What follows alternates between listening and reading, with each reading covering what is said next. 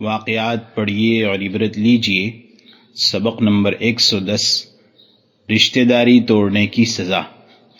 ایک مالدار آدمی حج کو گیا اور اپنا مال مکے کے ایک امانت دار شخص کے پاس امانت رکھ دیا، اور عرفے کے وقوف اور حج سے فارغ ہونے کے بعد جب اپنا مال لینے گیا تو پتہ چلا کہ اس شخص کا انتقال ہو گیا ہے، اور یہ بھی علم ہوا کہ اس کی امانت کے بارے میں اس کے رشتہ داروں کو کچھ بھی علم نہیں ہے۔ بعض علماء نے اس کا مسئلہ سن کر کہا کہ آدھی رات میں زمزم کے کنویں میں اس کو پکارو کہ اے فلانے، اگر وہ جنتی ہے تو جواب دے گا۔ وہ گیا، پکارا، مگر کوئی جواب نہیں ملا۔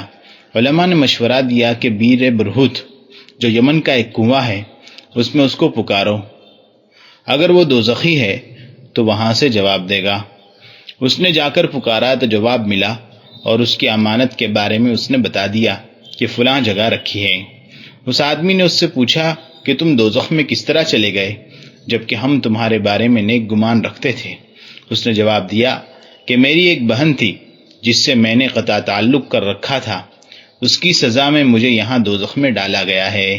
علامہ ذہبی رحمۃ اللہ علیہ فرماتے ہیں کہ اس کی تصدیق حدیث میں ہے کہ قطع رحمی کرنے والا جنت میں نہیں جائے گا۔ دل کی سختی کی انتہا۔ ہمارے سماج کی افسوسناک حالت ہے جو اس کو تباہی کے غار سے قریب تر کرتی جا رہی ہے۔ انتہائی درجے کی سخت دلی اس میں سرایت کرتی جا رہی ہے۔ اس کا اندازہ ایک واقعے سے ہوگا جو بعض رسالوں میں چھپا ہوا تھا۔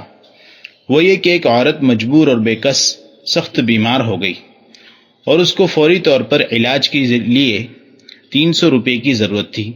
وہ عورت پریشان ہو کر پڑوس کے گھر گئی اور اپنی ضرورت کو اس گھر کی عورت کے سامنے رکھا اور 300 روپے قرض کے طور پر مانگے، مگر اس عورت نے انکار کر دیا، اور اسی روز رات میں ان لوگوں کو کسی شادی میں تقریب میں جانا تھا، تو اس کے لیے اپنی 3 لڑکیوں کے میک اپ کے لیے بیوٹی پارلر میں 900 روپے خرچ کیے، اور خیال کیا کہ آج شادی کی محفل میں ہماری خوب تعریفیں ہوں گی، ہماری خوبصورتی کے گیت گائے جائیں گے، مگر وہاں کسی نے منہ نہیں لگایا، اس لیے کہ وہاں تو ہر ایک اسی خیال میں مگن ہے۔